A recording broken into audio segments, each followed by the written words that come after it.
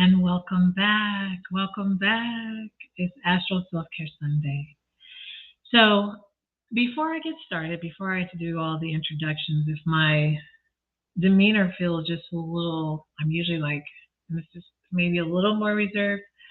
Um, this was supposed to be a live.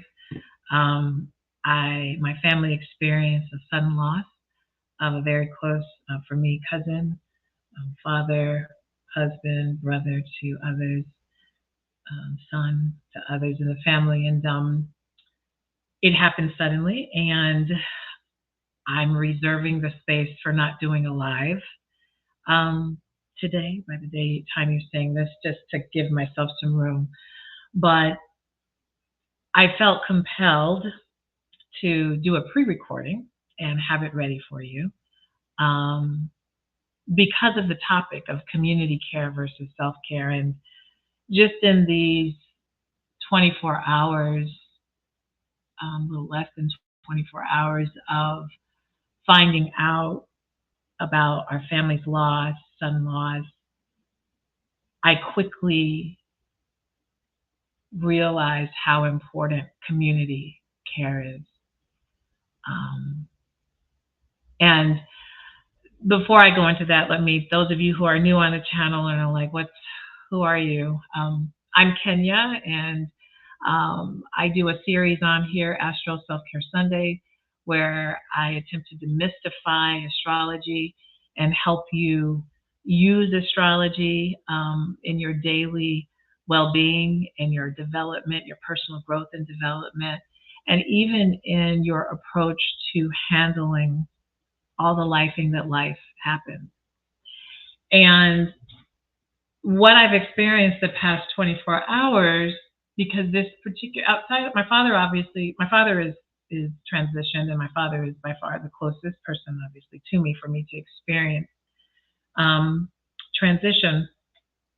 But this cousin is very much like a brother, and for our family, really rattled.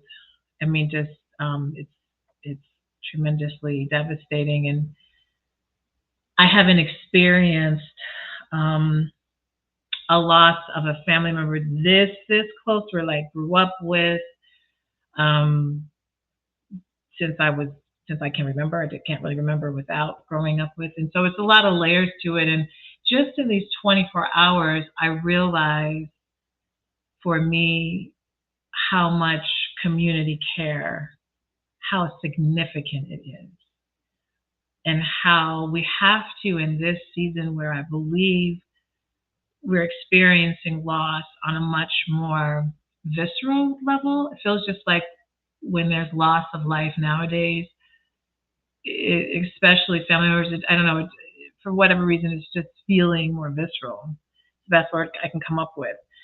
And I know astrologically, we are moving into an era of humanity where community and the collective and social groups are going to really matter, are really, really going to matter. And so, what I want to talk about, what our topic today is community care versus self care.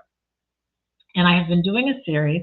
I took a break because August was full. It was actually ended up being really beautiful. I had a beautiful August. Astrologically, there was a lot going on in August, and I was concerned. But for me, and it ended up actually being a time of of rest and connection. So it was good. So I took a break from the series, and I've kind of been off and on just because it was summer and things. But I'm gonna wrap up this series, and so we're looking at the 11th and the 5th house, and it just so happens the 11th house, that this feeling I've gotten, and it's quite divine for me to be able to talk about community care today because I'm experiencing it firsthand on a lot of levels, and astrologically, um, I see why it's impacting me the way that it is. But the 11th house is naturally ruled by Aquarius, and Aquarius rules humanity and community. But it also rules knowing and authenticity and individuality. but how it relates within the collective, where fifth house is ruled by Leo. And if you know about, and therefore, and let me go back to 11th house, ruled by Aquarius, which means the planet rulership is Saturn, because Saturn traditionally rules Aquarius, and also Uranus, because Uranus also rules Aquarius. And if you think of those two signs, you think about, Saturn is that alignment, that discipline, that building, that accomplishment, really wanting you to be really true and in tune to the truth and the knowing. Whereas Uranus is the rebel, and it's the energy of, sudden gain, and can also be a bit of a sudden loss. It's kind of an unstable energy, but it's really pushing us to really go into our unique spaces and to not only go into it, but really, I don't want to say fight for it, but really just be honest and determined with it. And when you don't, Uranus can show up as a very unstable energy, and it can feel hostile sometimes, but it can also feel amazing because it's really pushing us to our truth. So fifth house opposite is Leo. Well, Leo and Aquarius are sister signs, but they sit opposite of each other. And so fifth house ruled by Leo. Remember, and I've gone through all the signs. So those of you who are new to the channel, by now you should have subscribed. I'm only a few subscribers away from 1,000. Last time I looked. So let's make it happen. But if you go into the Astrology Self-Care Sunday playlist, you will see I talked about every single sign. So you can go through and binge and watch that. But Leo is not about the community per se. It's about the I and the self-expression and the self-creativity and the self-embodiment, still influencing and inspiring the collective, but really more about shining the light on self. And as I shine, you get inspired to do the same. You get inspired to create. As I create, as I, do all the self-express, you will be inspired by that as such. Okay. So that's more of the self-care energy or the self-expression energy. All right. So in talking about this community care versus self-care, obviously we need both. We need both. So it's not so much versus as much as and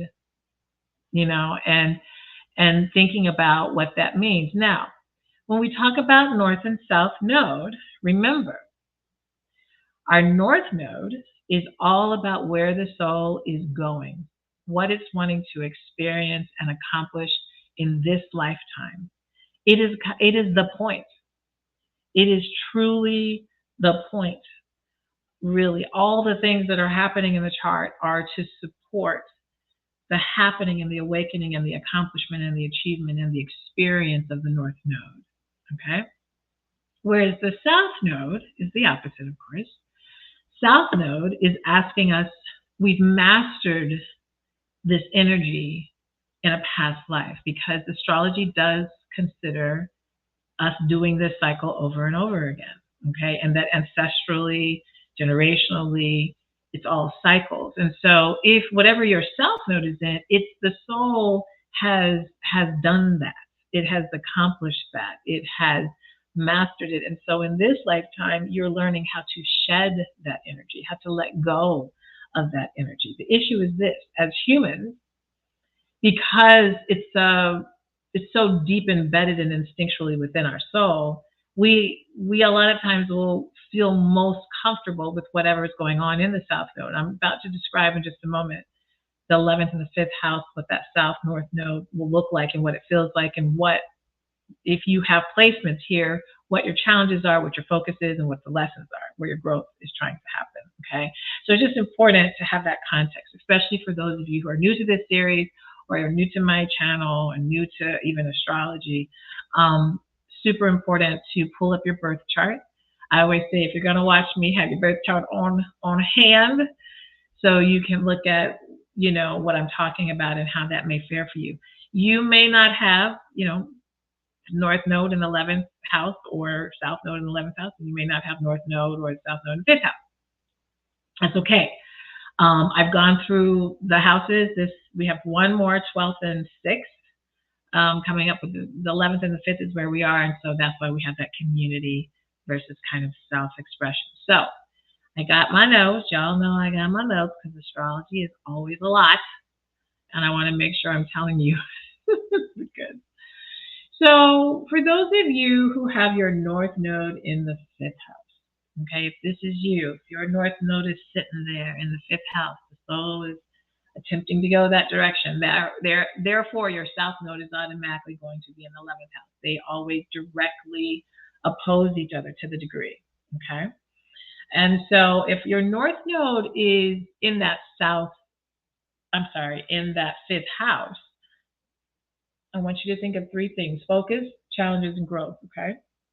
So the focus for the North Node, if it's in the 5th house, is that your soul is coming here to learn to embrace creativity, self-expression, and joy, personal joy. I love when I see people who have North Node in the 5th house because remember, wherever your North Node is sitting, you typically have a difficult time connecting to that energy because the soul is on the journey.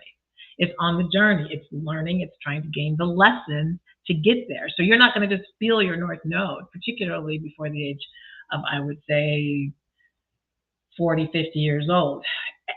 There's a North Node return every 18 years. So you get, every 18 years, you do get this glimpse of really probably having it more tangible. But then as it moves and goes, you may find yourself until, kind of drifting back until though, it hits around that third, that third time around or so. It then really becomes very poignant and very much of, yeah. Okay, so if you're 18 or 30, the 18, it's funny, my son is in his North Node return right now. He's 18. And he is so philosophical about so many things and so many things related to what is going on. His North Node is in the 8th house. And so it's just been interesting from an 18-year-old brain kind of processing his purpose. And you think about it, when you're 18, that's the start of college, the end of high school. Maybe you don't go to college, you decide you're going to work. Whatever it is you're doing, that's a critical point. And then that next time hits around 36, right? 36, 37. That can be a really rubby area. Can be a very challenging time. And is really asking, again, what are you here for? And then, again, by the time we hit, that 54-ish time, it's really, okay, right? So I love when I see people having their North Node in the 5th house because of that joy and that creativity that you have probably resisted or some kind of way felt not connected to, is really giving you full permission to release and to embrace that joy and that self-expression, which I think sometimes in our society can be judged kind of harshly. Okay, so self-expression, personal joy. The challenge of this is you're used to group conformity. And you're used to maybe not even having so much of a personal kind of connection to it. You're used to kind of impersonal connections even. Because again, South Node is sitting over there ruled by Aquarius. And Aquarius, it can have a more detached type of energy to it, and very much concerned about the group. So the challenge of having the North Node in the 5th house, no matter what sign it is that ability to move away from trying to just conform and do whatever group things and always looking out for the group. Your growth, what you're attempting to develop in, is your individuality and your personal talent. So like I said, I think this is a really great placement. But you're actually moving, if your North Node is in the fifth house, more of the self-care part of this community versus self. You are probably more wired to be very community oriented, but you're really moving toward how do I get more into the self, and particularly as it relates to expression, self-expression, your talents, your creativity, and your individuality. Okay. Now, if your North Node is in the 11th house, if we switch this up, and now the South Node is in the fifth house, it's just the opposite of basically what I just explained. So, really, in this lifetime, you're focusing on building community, focusing on building friendships. Because remember, the 11th house is about networks and groups and friendships and group types of relationships. Social causes, humanity. You're actually moving toward that as opposed that, whereas the person who had their North Node in the fifth house, that's probably comes pretty easy for them, very comfortable. But for you, you're actually those who have your 11th house North Node placement. You actually are a boss at the self-expression and individuality and the very kind of ego-driven pursuits and personal dreams and personal dramas and personal spaces. And I know this is where we get into community care and how you're learning how to be about community care and to create friendships and create spaces for others as opposed to singularly being focused on just your personal talents. You still can hold it because this is the thing. South Node is not asking you to forget about it. Okay. You're gifted there. Like this is, you've accomplished this. Like this is good. But it is asking you to let go of the more lower frequency parts of what the South Node or whatever that sign can be. Okay. But overall, you are really letting go of that ego driven pursuit and going more toward community involvement and social causes pursuits. Okay. And so that lesson or the growth is about you now focusing on collective goals as opposed to your individual goals and humanitarian efforts. Okay. So that kind of gives you a general synopsis. And so, again, it's not so much about community care, but I understand that no matter what your North Node and South Node is, no matter where, we're all wired. We all have 11th house. We all have this space that is pushing us toward community care. And whatever sign you have there, that's the style in which you tend to do humanitarianism and collective care and community care. So, for instance, for me, I don't have my North and South Node in the 11th and 5th house. My North and South Node, I've already talked about. The first one is in the 1st and the 7th house. My North is in the 7th. My South is in the 1st house. But I can relate to this a lot because the 1st house is about self. And the 7th house is about relationships, but the more intimate relationships, the more committed relationships. So I have this similar placement in that my soul is moving toward not being so self-reliant and self-assertive, just what's the word I want to say? Self-reliant is the best word. It's actually moving into how do I create more collective, intimate relationships and serve those causes and build that space. So it's very similar kind of, right? But no matter what, all of us have still 11th house, whether you have planets in it or not. And so that means we're all wired to, at some point, be energetically involved with community. And this is a time where I think we've pushed so much about self-care.